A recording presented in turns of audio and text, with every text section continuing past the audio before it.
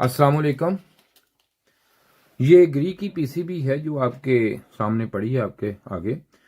इसमें एक एरर आता है U7 का और एक एरर है H7 का। दो एरर हैं, U7 और H7।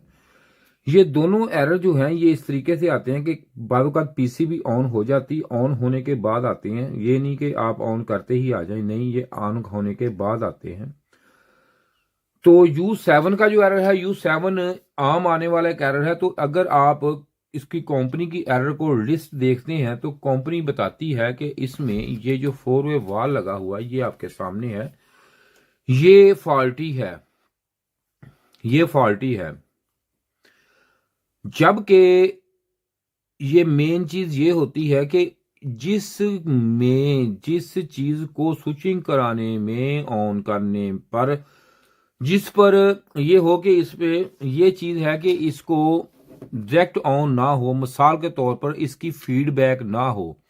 जैसा कि आपके पास एक मोटर होती है हमारी, या UVW ये वाली मोटर है, इस पे भी ये कैपेसिटर लगे होते हैं, वो सब जो फीडबैक इसको देते हैं कि आया हमारी मोटर जो है ये वर्किंग में है या नहीं।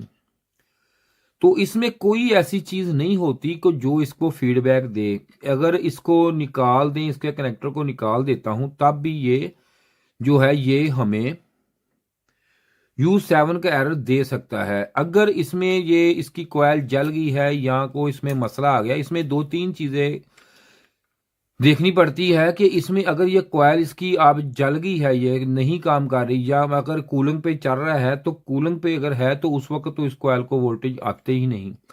जब इसको वोल्टेज नहीं आएंगे तो U7 का एरर ये किस तरह बता देगी आपको कि U7 एरर है, एक चीज। दूसरी चीज ये है कि इसमें ऑन करने के लिए इसको उन्होंने एक रिले लगाई होती है, और स्विचिंग आईसी 2003 जो आईसी है स्विचिंग, वो इस रिले को ऑन करता है। जो वो ये ऑन होती है तो उसके बाद इसमें इसको ये नहीं पता होता कि आगे वाली चीज लगी हुई है या इसके साथ नहीं लगी हुई, अटैच है या नहीं है। इसने कोई फीडबैक मैक्रो प्रोसेसर को नहीं जाती। एक ये चीज आप जहन में रखें कि जहां भी स्विचिंग आईसी लगा हुआ हो, ये 2003 हो, 4 हो, और भी काफी नंबरिंग इसमें आती है, लगा हुआ हो तो उसकी फीडबैक इसमें नहीं आती। एक चीज तो ये आ गई। तो अब इसमें जो आता क्यों एरर, अब सोचने वाली चीज ये है, देखने वाली चीज है कि इसमें आता क्यों है ये एरर।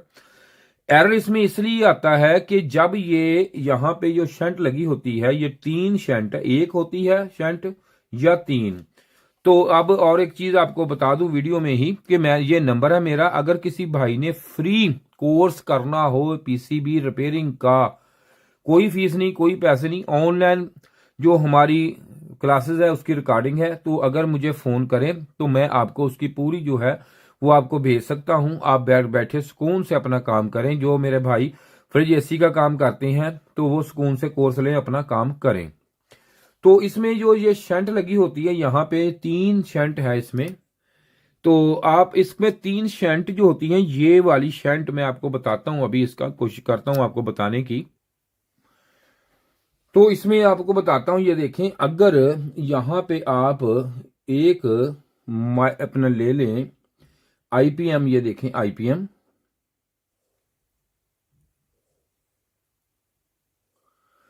आईपीएम की जो यहां पे ये देखें कि यहां से एक जो वायर होती है, यहां से इन होती है, एक इधर होती है लेकिन नॉट कनेक्टेड। उसके बाद इसके आगे यहां पे इसके ये यू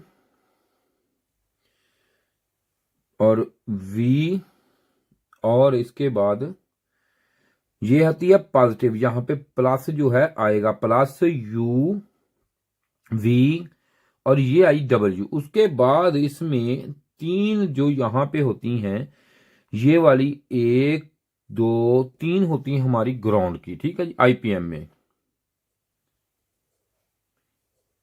3 होती हैं ग्राउंड। तो अब यहां पे एक शंट जो होती है ये लगती है हमारी यहां पे, दूसरी यहां पे, और तीसरी यहां पे। एक एक एक, 2 3 4 5 6, ये देखो 6 हो गई। 6 वायरें निकल के तो ऑपरेशनल आईसी जो होता है उसमें जाती हैं 6 वायरें। यूं ही ये 6 वायरें इसमें जाती हैं, इसकी 2 साइड होती है, ये होती है हाई साइड और ये लो साइड 2 होती हैं। तब ये 6 वायरें इसमें चली जाती हैं यहां पे। तो ये 6 की 6 यहां पे लोड जो होता है आगे से यहां से ये इकट्ठी होके यहां से इसको ग्राउंड जो है वो मिलता है, ग्राउंड। तो जब ये ग्राउंड मिलता है तो यहां से 6 वायरें जब ये जाती हैं ऑपरेशनल आईसी में, तो वहां पे लोड जो होता है ये इसमें 2-3 चीजें होगी जो मैं आपको बताता हूं अभी यहां पे। तो लोड जब यहां पे इसके आता है इस पे ऊपर, तो उस वक्त किसी वक्त तो ये होता है कि यहां पे इसमें कोई आईसी में मसला आ गया या यहां पे कोई रेजिस्टेंस है वो आपकी हो गई खराब, जिसकी वजह से जब ये लोड पड़ता है तो यूं ही ये लोड बढ़ता है तो मुझे मुनासिब लोड, मिसाल के तौर पर बोल रहा हूं, एक लफ्ज मुनासिब नहीं होता, लोड यहाँ पे आउट लोड होता है, ज्यादा लोड बर्दाश्त नहीं इसे कर सकता, तो उस वक्त इसमें सिग्नल जो है ये तीनों एक लेवल में नहीं जाते। तो उस वक्त होता क्या है, उस वक्त ये होता है कि माइक्रो प्रोसेसर को ये बात पता चलती है कि यहाँ पे लोड ज्यादा है, लेकिन ये चलते ही आता है, ये नहीं कि चल रहा आधे घंटे बाद आ रहा, नहीं, कंप्रेसर स्टार्ट लेगा तो H7 और U7 दोनों आ जाते हैं। दोनों H7 आता है वो भी इसी के रेटेड ही होता है, लेकिन वो जो होता है वो आपके यहाँ पे इसके जो लगे हुए हैं ये वाले IGBT, इसकी IGBT ड्राइवर में मसला हो जाए ट्रांजिस्टर में इसमें, तब ये H7 U7 इसकी वजह से आता है। अब इसमें कोई ऐसी चीज नहीं होती कि ये बंद, अगर उन्होंने इसलिए ये बोला है कि हो सकता है किसी वजह से ये 4-वे वाल अंदर से ब्लॉक हो गया हो, या इसका जो जहां पे ये एक पिस्टन सा चलता होता है ये उसको जो स्लैड होती है इसके अंदर वो फॉल्टी हो गई हो, या इसकी कैपिलरी ट्यूब ब्लॉक हो गई। मकसद ये है कि जितना ये लोड, जितने लोड पे चलने के लिए ये आईपीएम बना है, लोड इसको ये पता चलता है कि लोड इस पे अब ज्यादा है, तो उस वक्त ये आईपीएम जोड़ ज्यादा पे जाता है। तो उस वक्त इसमें ये हमें बताने के लिए उन्होंने ये एरर इसमें डिफीड कर दिया है कि U7 का एरर आ रहा है। तो यूं ही U7 का ये एरर आता है तो इसमें ये मसला उस वक्त आता है। या फिर जब ये हम लगाते हैं इसको, यहां पे कंप्रेसर इसमें लग जाता है, किसी वजह से कंप्रेसर ओवरलोड हो, तो तब भी अगर गैस बहुत ज्यादा गैस चार्जिंग कर दिया, तब भी कभी कभी ये एरर देखने को मिल जाता है, क्योंकि इसमें लोड एक उतनी उसमें लिमिट नहीं, उसे एक ज्यादा उस लिमिट में लोड इस पे हो जाता है आईपीएम पे, तब भी ये फॉल्ट आ जाता है। अगर ये खराब होने की सूरत में अगर आप बार बार 4-वे वाल चेंज करें, तो उससे क्या होगा, उससे ये होगा कि वाल आप जितने मर्जी चेंज कर रहे हैं, ये कभी नहीं होगा कि वाल चेंज करने से वो आपका फॉल्ट जो है वो दूर हो जाएगा। ये इसमें प्रॉब्लम आती है, जो मैंने आपको अभी आपके सामने एक एक चीज आपको बता दी है कि इसमें फॉल्ट क्यों आता है। बाकी किसी भाई ने अगर आगे काम करना हो तब भी हमारे पास सूरत होती है काम की, तो आ सकते हैं, तो ये आप देख सकते हैं जी। उम्मीद है कि कोशिश की है मैंने आपको बताने की इसमें। बाकी मेरी प्रैक्टिकल वीडियो पड़ी है मेरे चैनल पे, वो आप जाके प्रैक्टिकल वीडियो भी देख सकते हैं कि इसको किस तरीके से रिपेयर किया जाता है। उम्मीद है कि आपको काफी कुछ सीखने को मिल गया उस वीडियो में। तो इसके साथ ही शुक्रिया जी, वीडियो देखने का आपका बहुत शुक्रिया। इसके साथ ही खुदा हाफिज, अस्सलाम वालेकुम।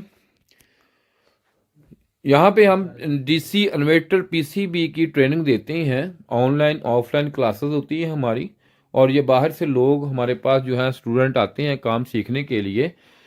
तो अब अगर किसी भाई ने ऑनलाइन काम करना हो तब भी, ऑफलाइन करना हो तब भी, लेकिन इसके बाद एक और चीज़, मेन चीज़ है जो कि हम फ्री ऑफ कास्ट कोर्स दे रहे हैं, जिसकी कोई फीस नहीं है, किसी से कोई फीस नहीं ले रहे। तो इसमें ये देखें आपके ये नंबर है मेरा, आप इस पर रब्ता करें मुझसे, रब्ता करके फ्री ऑफ कास्ट कोर्स जो है वो आप मंगवा सकते हैं अपने लिए। तो इसके बाद हम थोड़े से इंट्रैक्शन करवा देते हैं, मैं आपको करवा देता हूँ। ये मोहसिन भाई हैं जी। मोहसिन साहब जी, मैं मोहसिन हूँ और आया हूँ पेशावर से, और माशाल्लाह यहाँ बहुत अच्छे से हमें सिखाया जा रहा है और बहुत फ़ायदा हो रहा है हमारा। तो अब मुकम्मल सर्किट का समझ है आपको, मुकम्मल कर सकते हैं? अल्हम्दुलिल्लाह मुकम्मल हो गए, और मज़ीद कुछ कमी बाकी है तो वो हम कर रहे हैं कंप्यूटर्स को। और ये देख सकते हैं आप, ये भी हमारे भाई हैं काम कर रहे हैं, इधर बैठे हैं जी। आप कहाँ से भाई? मैं गुजरांवाला से आया हूँ। नाम? मेरा नाम मजहर। मदर साहब। तो अब ये भी बैठे हैं जी। जी मैं मर्दान से आया हूँ। नाम? मोहम्मद इसहाक। साग नाम है जी इनका। साग साहब आए मरजान से। तो अगर आपने भी ट्रेनिंग लेनी हो तो हमसे रब्ता नंबर मैंने आपको दिखा दिया है। तो मज़ीद रब्ते के लिए आप मुझसे दोबारा फिर मैं आपको नंबर दिखाता हूँ, इसे रब्ता करके काम आप सीख सकते हैं। DC इन्वर्टर PCB का मुकम्मल कोर्स है। तो शुक्रिया जी, खुदा हाफ़िज़।